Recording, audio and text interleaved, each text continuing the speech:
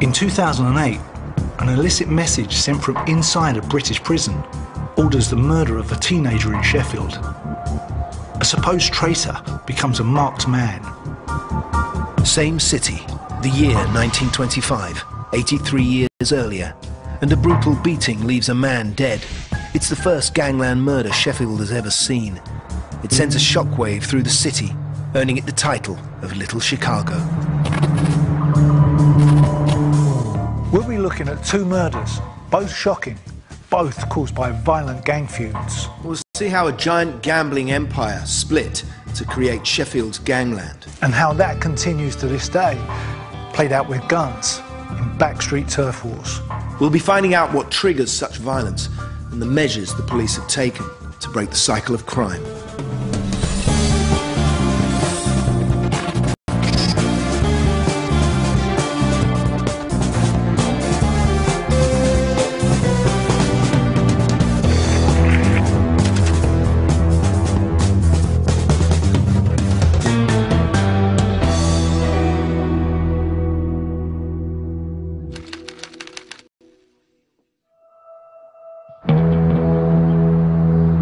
Sheffield may not be the first city that comes to mind when you think of gang crime, but like many parts of the UK, the city has a history of gangs stretching back generations. At the time of the First World War, gangs in Sheffield didn't make their money from drugs or protection rackets, but from this, the game of pitch and toss. You place 3 coins on the ends of your fingers and then toss them. Tails, tails, heads. Believe it or not, betting on this became big business for the gangs of Sheffield, beginning a turf war which continues today. But what allowed a simple game of chance to take such a firm hold of the city?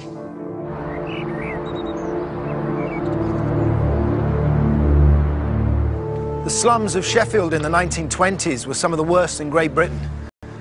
Even the writer George Orwell said, this was the ugliest town in the world. 15,000 overcrowded back-to-back houses with poor shared sanitation made the city a hellhole. To the working classes without jobs, without prospects, and with very little money, there was just one pastime which provided a dim ray of hope: pitch and toss. It was illegal and controlled by gangs. Well, I've come up here to meet J.P. Bean, who's the sort of local historian, social historian. He's written a book about Sheffield gang wars, and I think he's going to tell me a lot about how the early gangs began here in Sheffield, grew out of poverty, and especially a man called George Mooney. JP. Hi, Gary. Yeah, good to meet you. Good to meet you too. How are you doing? Good. So, where is it? Up here. We're on Manor Lane Road. Wonderful. Great graffiti. Original Sheffield art. JP is taking me up to the top of one of the hills overlooking the city. Today it looks more like a golf course or a playing field, but back then it was here that illegal betting took place. This is Sky Edge, an ideal place for pitch and toss, which one of the most simple forms of gambling, but here vast sums were bet. A man called Jack White, who was a publican from Barnsley, was known to regularly bet £50 on one single toss of the coin. Huge sum of money. Huge sum of money. The organisers of the ring took 4 shillings in the pound as a toll. The toller ran the ring. George Mooney here was the toller. So somebody put £1 on, the pound went on the floor as the bet, 4 shillings went in George Mooney's pocket. George Mooney became the leader of a highly profitable organisation. But all gambling outside of horse racing was illegal. Sky Edge was the perfect place. Because it was high, they could have lookouts all the way round to warn of impending visits by the police. I see. They were known as pikers. Piking is a local term for looking. first sign of the police, the whistle would go up, they'd be away. So how many men from the city would be up here, do you think, at one time? 200, 300. In the First World War, it was very, very popular. So there was only one man tossing the coins? The man tossing the coins was known as the tosser. Mooney was the toller, and the ponter, who was armed with a stick, kept order round the ring. It's very theatrical. One guy standing here, hundreds of people surrounding him, he's tossing the coins, people are shouting loudly. Absolutely. And people are over there looking out for the police. And making side bets, as well as shouting loudly, on the outskirts, on the edge there, and all around. And because Sky Edge was such a good vantage point, Mooney's men rarely got caught. And even if they did, the highest fine was only 40 shillings, when it was possible to make £40 in a day. Mooney's empire was making a fortune from miners and steel workers. But when the First World War ended, steel production ceased. Mooney's takings dropped dramatically. George Mooney wanted to keep hold of as much money as he could, so he slimmed down his operation. He got rid of all the scouts and minders, including his top henchman, Sam Garvin. This was a move that would have serious consequences. That all rebounded upon him because Sam Garvin, who organised the Park men, the men from the Park district of Sheffield, and they became rivals of the West Bar people led by Mooney. And what was that gang called? The Park Brigade. They were known as the Park Brigade, and they fought back for the right to run the tossing ring, and thus began the Sheffield Gang Wars in April 1923.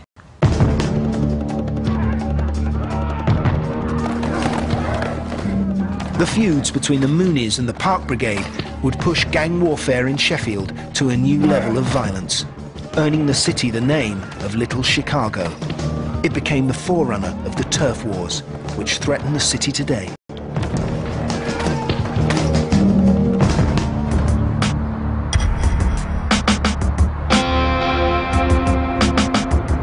Same city nearly 100 years on, and another gang splits up, creating two opposing and violent groups locked in a bloody vendetta. The gang is called the S3, named after the postcode of the area where they live. The S3 was already a violent gang. It had an ongoing feud with the S4 gang, which led to 3 murders in 18 months. A police dossier chronicled at least 40 occasions in which the two gangs opened fire on each other. But now, a violent rift started within the S3 gang itself.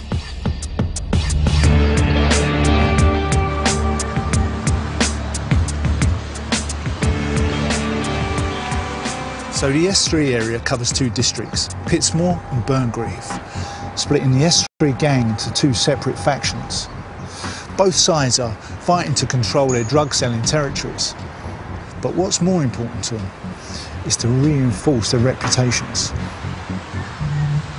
To understand the makeup of this culture and this city, I've enlisted the help of Alan Macaulay, Principal Lecturer in Politics and Sociology at Sheffield's Hallam University. He's going to take me on a tour of the city.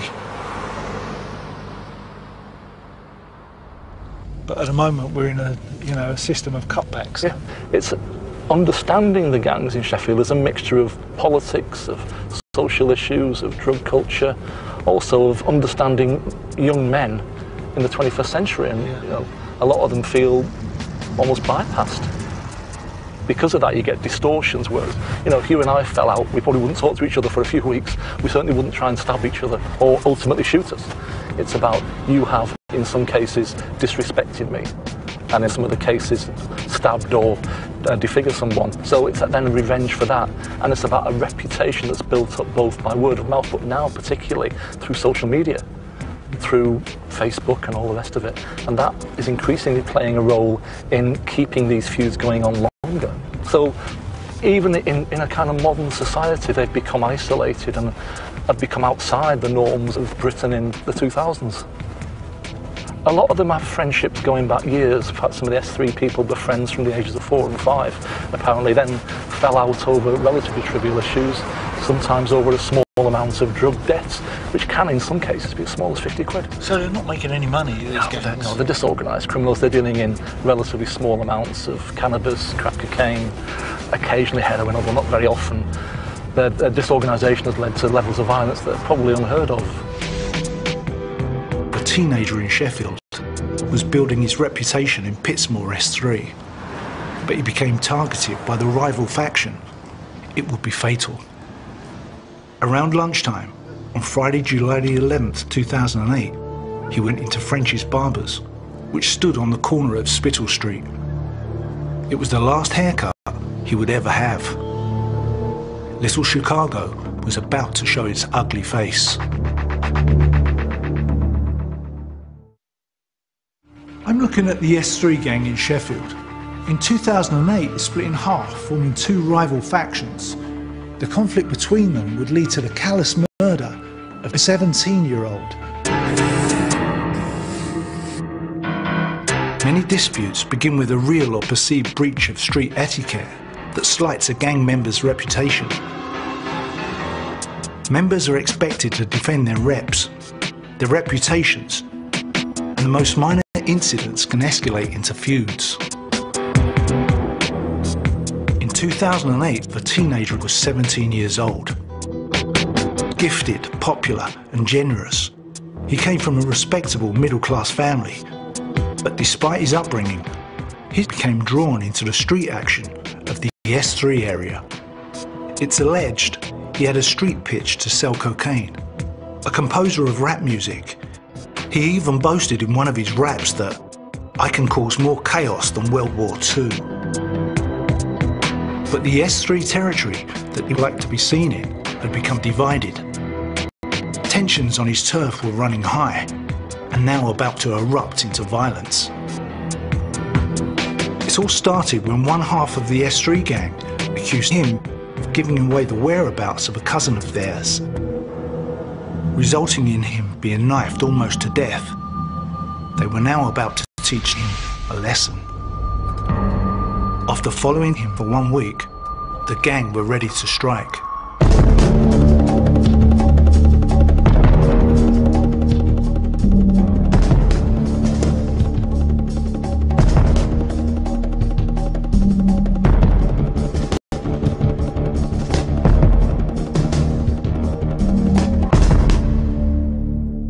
In the early hours of Sunday, the 6th of July, he was ambushed outside his home.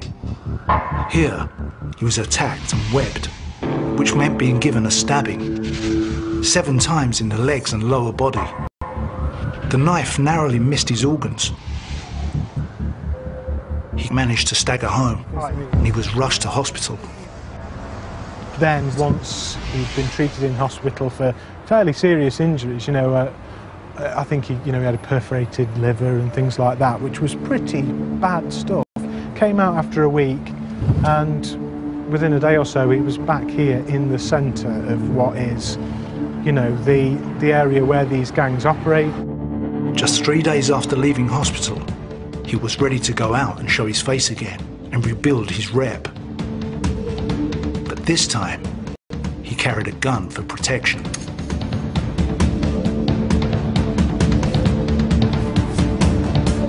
He made his way back into S3 territory and headed for Spittal Street in Pittsmore.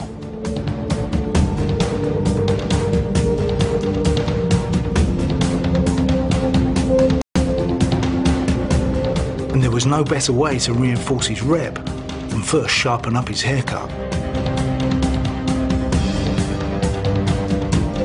French's Barbers was a popular place to hang out and be seen.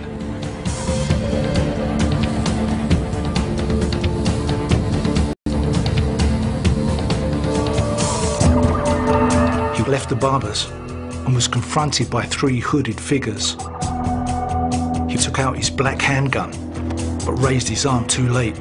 He was blasted in the back from close range with a sawn-off pump-action Beretta shotgun.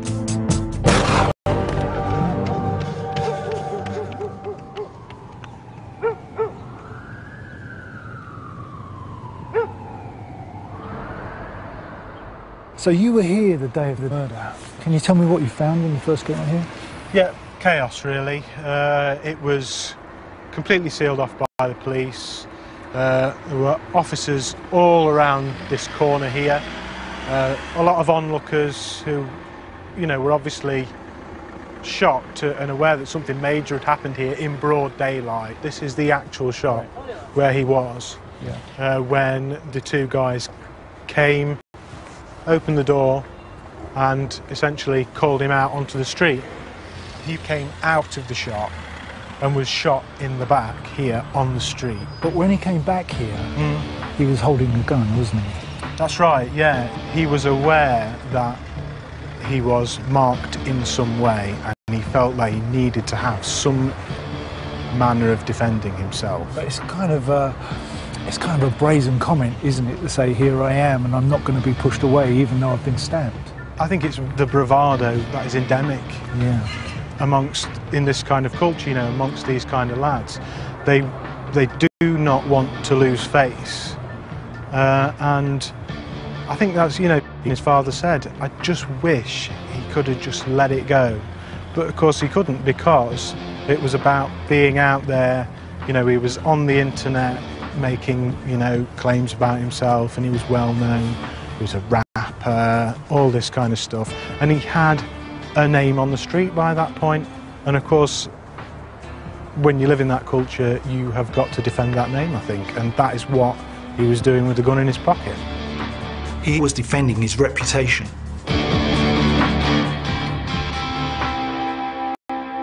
"80 years earlier, George Mooney was defending his gambling empire.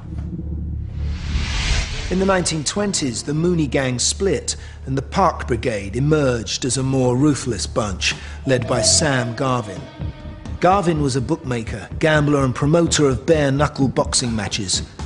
He had amassed a string of convictions and prison sentences for assault, illegal gaming, con tricks and larceny.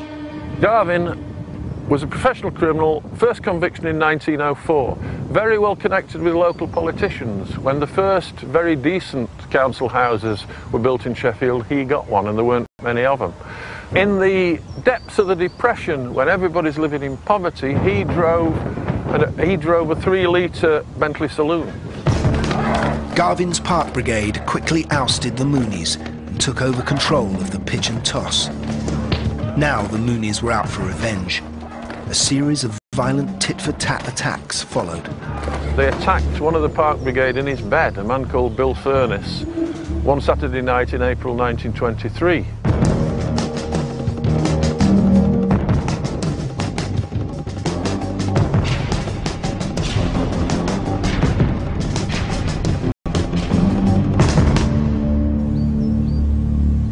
They attacked him with hammers, severely injured him, never reported to the police, but there were reprisals. A few days later, one of the Park Brigade was coming away from here, away from the tossing ring, and was slashed with razors over 100 times. Walked down that road there, the road with the graffiti, staggered down there with his head caved in, covered in blood. 100 razor slashes found on him at the infirmary. Wouldn't speak to the police, wouldn't say who'd done it. All he'd say was, I reckon they've spoiled me suit. I reckon they had spoiled his suit. They had spoiled his suit. But the vendetta between the two gangs would culminate in the most violent attack Sheffield had ever seen. It would be an innocent man, a non-gang member called William Plummer, who was going to experience just how ruthless Sam Garvin's Park Brigade could be. So here we are, Princess Street, scene of the murder of William Plummer. So tell me about William Plummer. Who was he? What did he do? William Plummer was a 34-year-old Scotsman. He'd come to Sheffield after the First World War to work in the steelworks.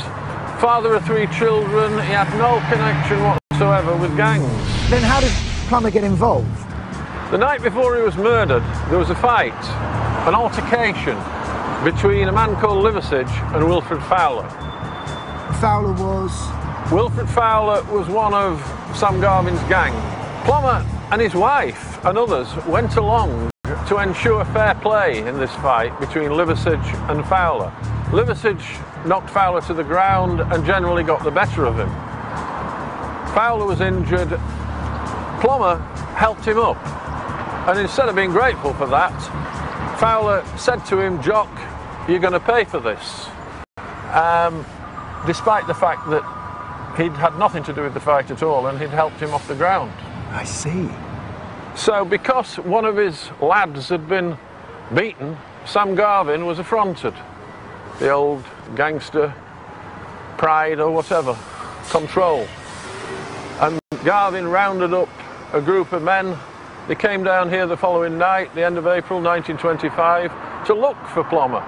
They were breathing fire, they talked of murder, they talked of blood flowing down the streets. It was clear that there was going to be trouble, serious trouble, and indeed there was trouble. Plummer came out of his house down there at number 42, walked down here to the corner, and he said, "I'll fight you one by one." They didn't want to know about that. Gangs don't work like that, do they? They all jumped upon him.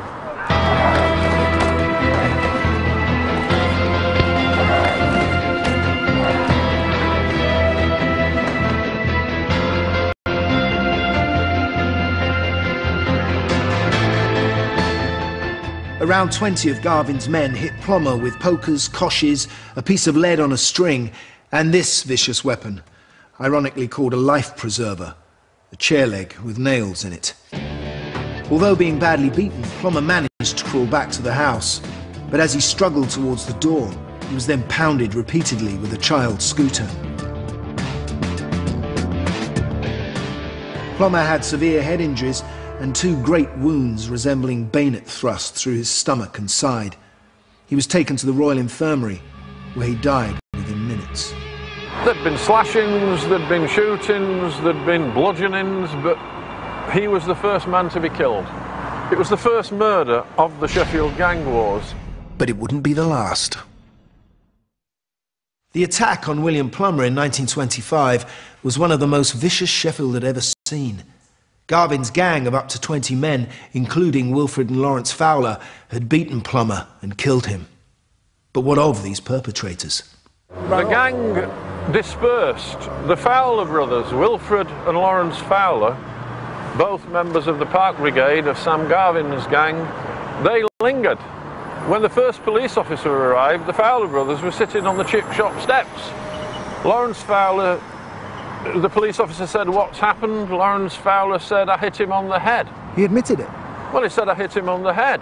The police officer said, "Be careful, it looks like being serious," as they were going to the police station. And Fowler said, "All right, then I didn't hit him on the head."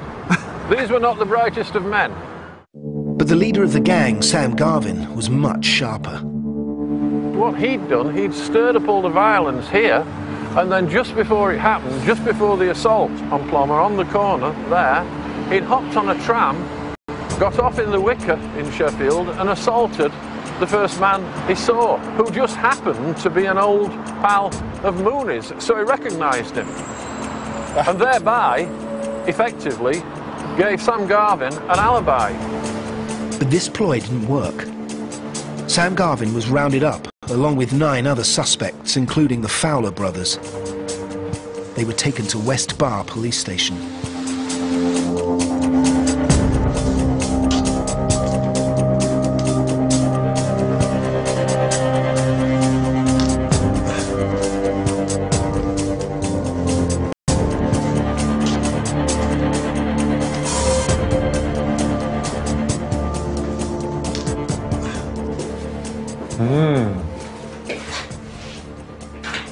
So we're in Sheffield Fire and Police Museum, and this is one of the sort of police cells that the Fowlers would have been brought to after the murder. This is the old West Bar police station, only 100 yards from where George Mooney lived, right in the heart of Mooneyland. And you've got your tiles, the wooden bench on which they slept, a wooden pillow, old blankets. Many times, many gangmen would have been brought here.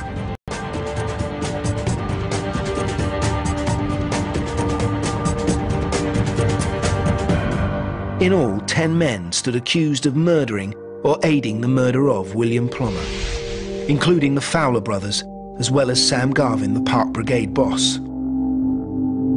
This single investigation exposed the whole criminal network. It was an alarming glimpse into a lawless city. It called for urgent action. Sheffield had always had a very small police force, just 556 men to police a population of over 500,000. But now this would change because the Sheffield gangs would come under attack from two new forces. The first of these hit the streets just 4 days after William Plummer's murder. It was the Flying Squad.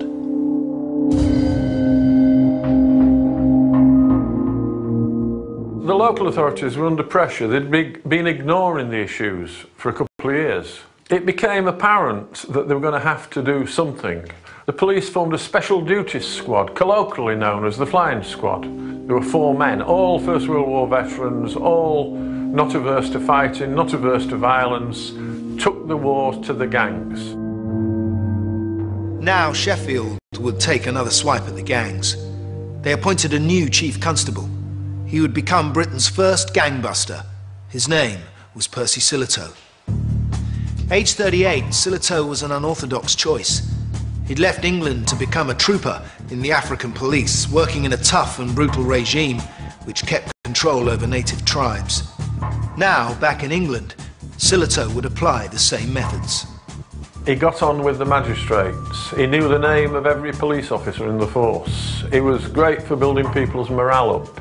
He backed them up to the hilt. No matter what they did, he supported them. They knew that they could go out and take war to the gangs and that the chief constable would be right behind them. So why was this any different to the police force before? They were bigger guys. They were bigger guys, and they went out, they went to publicans and they told them, don't serve gang members. If you serve gang members, we'll oppose your licence.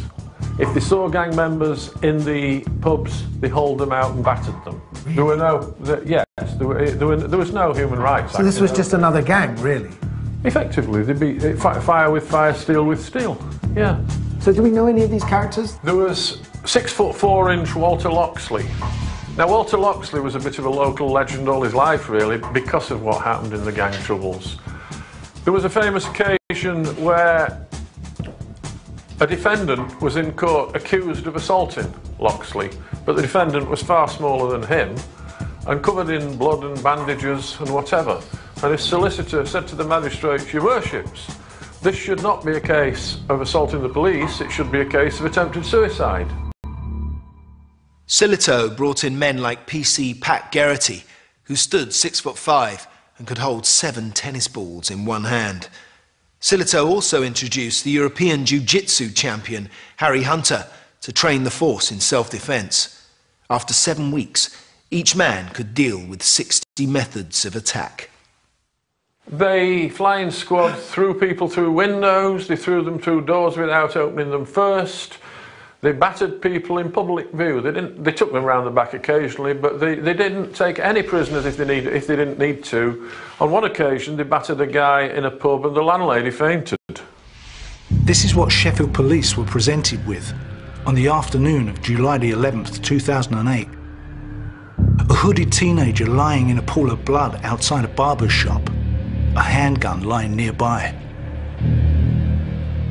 As if to emphasise the scale of the problem, police in Sheffield said this afternoon that a 17-year-old shot dead at a barber shop yesterday was probably himself carrying a firearm. Did the police pick up any leads or, It was very difficult for the police. People just do not want to assist them with their inquiries. They just find themselves up against a brick wall, essentially, a lot of the time. Things just close down, But then the police got a break, which changed the momentum of their inquiry. The investigation began to make progress. A shotgun was found near the barber's shop hidden in Oscarthorpe Park. It was later proved to be the murder weapon. Eventually, witnesses came forward and named the gang members. But the real breakthrough came when they discovered that one of the gang had a cousin in East Yorkshire, in the Wolds prison. The police realised that, there was some communication between this guy in prison and the guys on the outside. how did they establish that? I think it was essentially they started to look at cell site analysis, which is where the police check where a phone has been at a certain time, and they can then check which phone that phone is calling. So they were able to check the phones of the guys on the outside and realise there was a pattern of calls to this particular number. Who were the guys that were speaking? There was a guy inside Nigel Ramsey, who was known on the street before he was convicted and sent to prison as the General. He had a cousin outside, Denzel Ramsey. They were exchanging phone calls. Nigel Ramsey had a mobile phone inside his cell at the Wolds prison. It's been estimated that there's a mobile phone, SIM card and phone charger for every 10 inmates across Britain. In one survey conducted in 2009, around 4,000 mobile phones and SIM cards were found. They're smuggled inside in numerous ways, in the soles of trainers like these, in milk cartons, in books, washing powder, even in food. You name it, it's been done. How would he have got that? It's thought that it was smuggled in on somebody or thrown over a wall and picked up. So Nigel Ramsey, the General, sanctioned the killing. That's right. It's thought that he decided that because of his treachery, he would have to be killed. Issued the order over his mobile phone from prison, and that was that. In 2008, one cell at Wolds Prison in East Yorkshire was occupied by Nigel Ramsey, known as the General. He was one of the leaders of the rival S3 gang in Sheffield. Ramsey had been sent to prison for armed robbery and holding up a post office. But this didn't prevent him from organising the murder of a teenager in Sheffield. Just over 1 year after, the case came to trial at Sheffield Crown Court. What was the atmosphere like around the trial? It was very tense. You can feel the emotion and the animosity there. These were guys who had been part of the same gang, who had then split apart.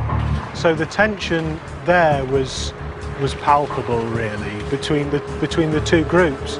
There were armed police stationed outside this court building because of concerns. After 5 days of deliberations on August 7th, 2009, a jury found 4 men guilty of murder. The judge sentenced 23-year-old Nigel Ramsey, the General, to a minimum of 35 years in prison for instigating the murder. 21-year-old Michael Chattu, who pulled the trigger, was given 30 years. 20-year-old Denzel Ramsey, 25 years. And 17-year-old Levan Menzies, 20 years. Sentencing, Mr. Justice Griffith Williams said, Britain is not broken, although certain communities are being plagued by the lawless activities of the likes of you and gangs such as the S3. I make it clear that to protect them, the full rigour of the law must be brought to bear, and rogues like you must be brought to book. 2 members of the gang laughed and joked with each other as the sentences were handed down. They actually cheered and jeered and kind of shook their fists at the public gallery, and people in the gallery were actually shouting back down at them. It was like it was almost like a triumph. Like, well, yeah, I've got 25 years, you know, I'll do it, and like an achievement almost.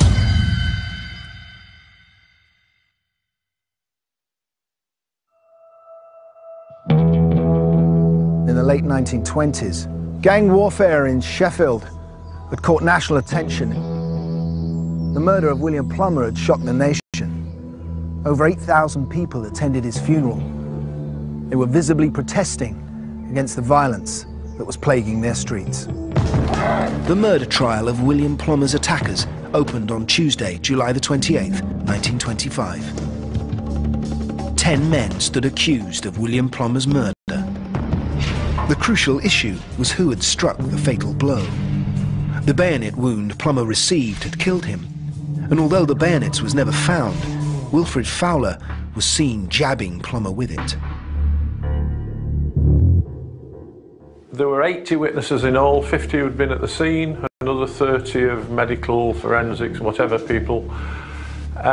All travelled over to Leeds for 4 days, 4-day trial before Mr. Justice Finlay. And at the end of it, Wilfred and Lawrence Fowler were found guilty of murder. 3 other men were found guilty of manslaughter and got penal servitude. It's hard to imagine because they were all involved in the beating of this man, and yet only 2 of them get found guilty of murder. A handful, literally a handful of all the witnesses said they saw Wilfred Fowler with a bayonet. Others said they'd seen Lawrence Fowler hitting Plummer with a truncheon. They were the two key ones in the whole melee, I guess. After the trial, both Wilfred and Lawrence Fowler were sentenced to death by hanging. Although Sam Garvin, the leader of the Park Brigade, was not involved in Plummer's murder, he did assault a man when he tried to create his alibi. And for that, he got 20 months. But what happened to his arch-rival, George Mooney? George Mooney went to jail for biting a man's ear off on a train coming back from a race meeting. Hungry, I guess. Yeah. It's on a ear diet. Right. Several of the other principals in both the old Mooney gang and the more recent Park Brigade were in jail. So even before the Second World War started, they were all dissipated? It was all done and dusted by 1927.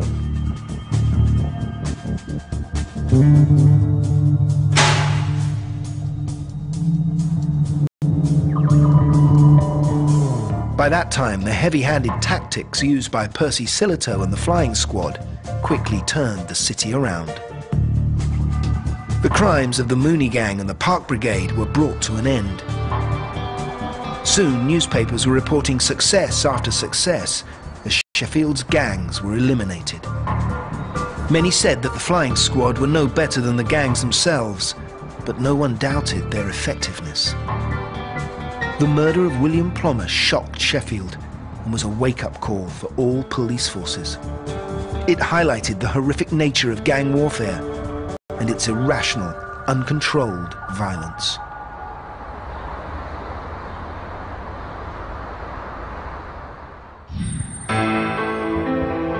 That same horror confronted the teenager's family in 2008. Our son used to have lots of friends, and his main mistake was that he trusted some of those who he should not have trusted.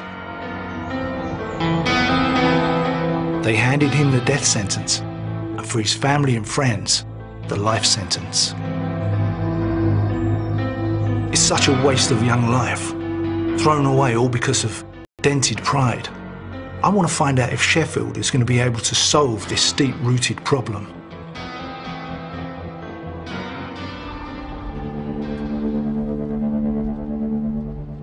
So tell me about the future for Sheffield.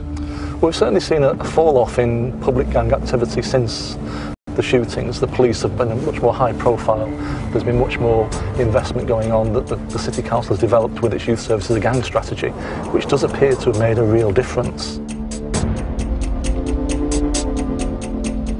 But the police have taken a much more interventionist approach. They've now been targeting individuals using warrants to arrest people and basically using much more intelligence-driven policing, I think, which has resulted in a fall-off in activity. And I think also some of the peripheral people involved in the gangs walked away at that point as well. Yeah. You know, the ones who began to think, well, you know, it might be him today, but it could be me tomorrow. Over the last 8 years, 10 lives were lost in gang violence in the city.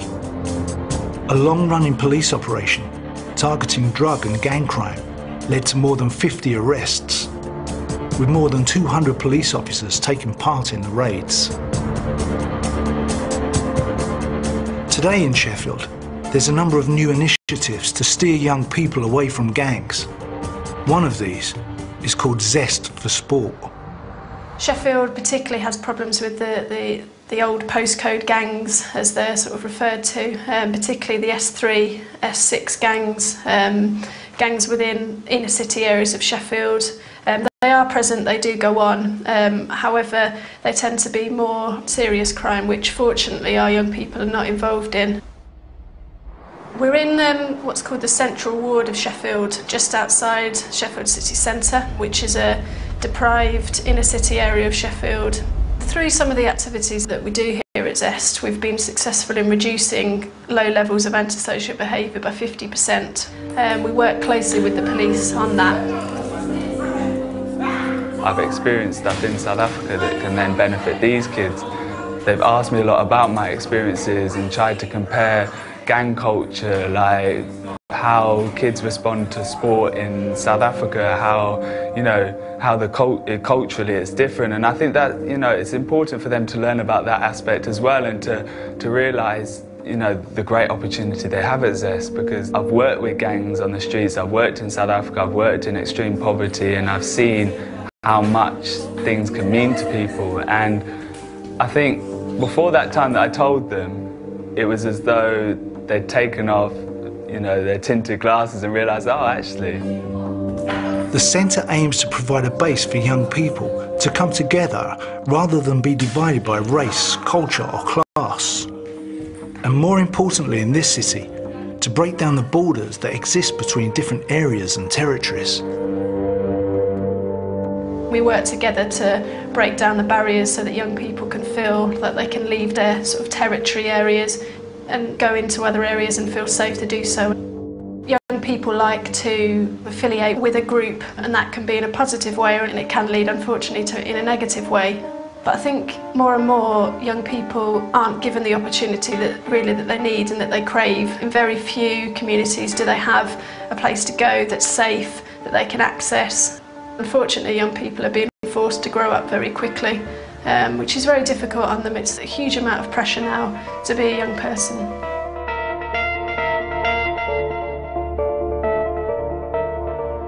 In South Africa, you're dealing with quite high-level gang crime, gang violence on the streets, and a lot of the kids that you work with are involved in that. Whereas here, they see it as something to go out and play around in, whereas there is something that when you come onto the streets, you're in a gang. You know, you have to choose, whereas here, kids have choices, and that's what I try and tell them. You know, I say to them, you've got education, you've got a family at home, you've got all these, you know, brilliant activities to get involved with, and still some people stand there and say, well, I want more. And I think that that's where they need educating in terms of, you know, the vast opportunities that are available to them. In 2008, the murder was a frightening insight into a culture where carrying a knife or a gun with intent to use it had become a shocking normality. Violence is something which is learned, so it can also be unlearned.